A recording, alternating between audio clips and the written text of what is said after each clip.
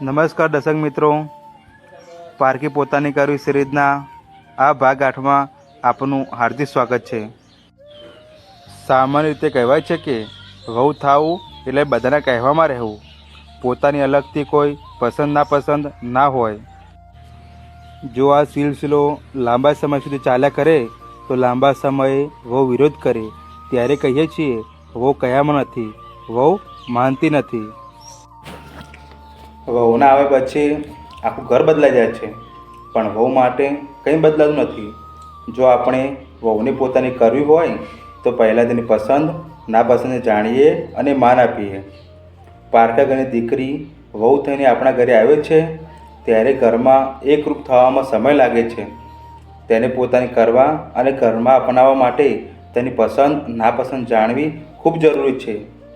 તેને કેવો ખોરાક ગમે છે, તીખો મોળો, તે જાણીએ. તેની ભાવતી વાનગીઓ વિશે પૂછીએ. તેના પિયરમાં રસોઈ બનાવવાની રીત કેવી હતી તે સમજીએ. તેને કેવા કપડાં પહેરવા ગમે છે, પરંપરાગત કે વેસ્ટર્ન, તેની પસંદગી જાણીએ. પરિવારની માન મર્યાદા જળવાઈ રહે તે પ્રમાણે છૂટ આપીએ. તેના રોજિંદા જીવનની દિનચર્યા, સૂવું, જાગવું, કામ કરવાની ટેવ વિશે જાણીએ અને એડજસ્ટ થવા સમય આપીએ. તેની ફ્રી ટાઈમની એક્ટિવિટી વિશે જાણીએ. તેમાં જરૂર બાંધછોડ કરીએ. તેને કેવા સ્થળો વધુ જવું ગમે, જે કે ધાર્મિક, કુદરતી સૌંદર્ય, શોપિંગ મોલ એ વિશે જાણીએ. તેને શાંતિથી વાતચીત કરવી ગમે છે કે મજાક મસ્તીથી તે સમજીએ. કઈ વાતોથી કે કેવા વ્યવહારથી તેને ખોટું લાગે છે અથવા ગુસ્સો આવે છે તે ખાસ જાણીએ. તેના માતા પિતા, ભાઈ બહેન અને બાળપણના સારા સ્મરણો વિશે રસપૂર્વક પૂછીને તેની મનગમતી વાતો જાણીએ.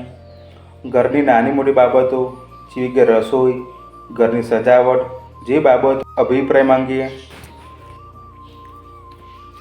ઘરના સભ્યોના સ્વભાવ, રૂટીન અને મજાકના કિસ્સાઓ તેને સહજતાથી જણાવીએ.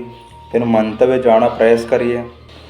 સાસુ તરીકે કડક શાસન ચલાવવાને બદલે એક સાચા માર્ગદર્શક અને મિત્રની જેમ તેની સાથે વર્તીએ, જેથી તે હળવાશથી પોતાની પસંદ નાપસંદ જણાવી શકે. જો તે કોઈ વાતથી નારાજ કે ઉદાસ હોય તો તેની વાતને અધવચ્ચેથી કાપ્યા વગર પૂરી સાંભળીએ. શરૂઆતના દિવસોમાં જ તેના પર આખા ઘરની જવાબદારી ન નાખીએ. તેને પહેલાં ઘરની રીત રિવાજ સમજવા દઈએ. તેને કોઈ કામ પોતાની રીતે કરવાની આઝાદી આપીએ. દરેક નાની બાબતોમાં ટોકવાનું ટાળીએ. તેને ઘરના જૂના આલ્બમ કે વિડીયો બતાવીને પરિવારના ઇતિહાસ અને સભ્યોની જૂની યાદોથી વાકેફ કરાવીએ. તેના અભિપ્રાય જાણીએ. ઉજવાતા પ્રસંગો કે ઉત્સવોમાં તેને મુખ્ય ભૂમિકા આપીએ, જેથી તે પોતાની પસંદગી પ્રમાણે આયોજન કરી શકે. શરૂઆતના દિવસોમાં તેને પિયરની યાદ આવે ત્યારે તેને રડવા કે મન હળવું કરવા દઈએ અને તેને કઈ વાતની ઉણપ વર્તાય છે તે વિશે સહજતાથી જાણીએ. ઘરમાં તેની સાથે હંમેશા આદરયુક્ત અને પ્રેમભરી ભાષાનો જ ઉપયોગ કરીએ. ક્યારેય ઊંચા અવાજે ન બોલીએ. તેનું મન જીતી લઈએ, જેથી તે પોતાની પસંદ નાપસંદ સહજતાથી કહી શકે. તે આગળ ભણવા માગતી હોય કે નોકરી કરવા માગતી હોય અથવા કોઈ નવો બિઝનેસ શરૂ કરવા માગતી હોય તો પોઝિટિવ બનીને સહકાર આપીએ. જરૂર પડે તો માર્ગદર્શન પણ આપીએ.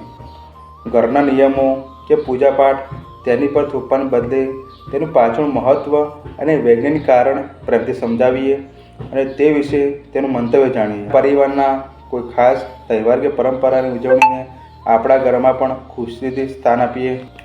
આજની પેઢીના પ્રગતિશીલ અને સારા વિચારોને ઘરના વડીલો તરીકે ખુલ્લા મનથી સ્વીકારીએ.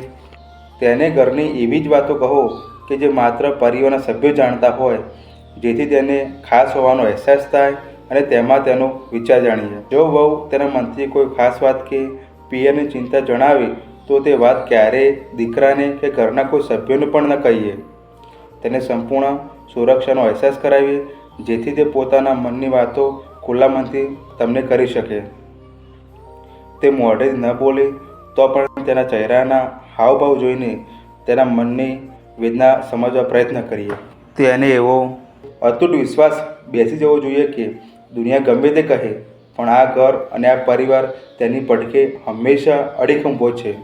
પછી તે મોકળા મને પોતાની ઈચ્છાઓ સહજતાથી કહી શકશે. સ્ત્રી સહજ સ્વાસ્થ્યની સમસ્યા વિશે સાસુ તરીકે તેની સાથે સહજતાથી વાત કરીએ, જેથી તે કોઈ પણ સંકોચ વિના પોતાની તકલીફ કહી શકે. ઘરમાં માત્ર બધાની પસંદગીને જ નહીં, પણ વહુની પસંદગીને પણ પ્રાધાન્ય આપીએ. અમારી ચેનલની પારકી પોતાની કરવી સિરીઝનો નવો ભાગ જોવા માટે અમારી ચેનલને આજે સબસ્ક્રાઈબ કરો, લાઈક કરો અને શેર કરો.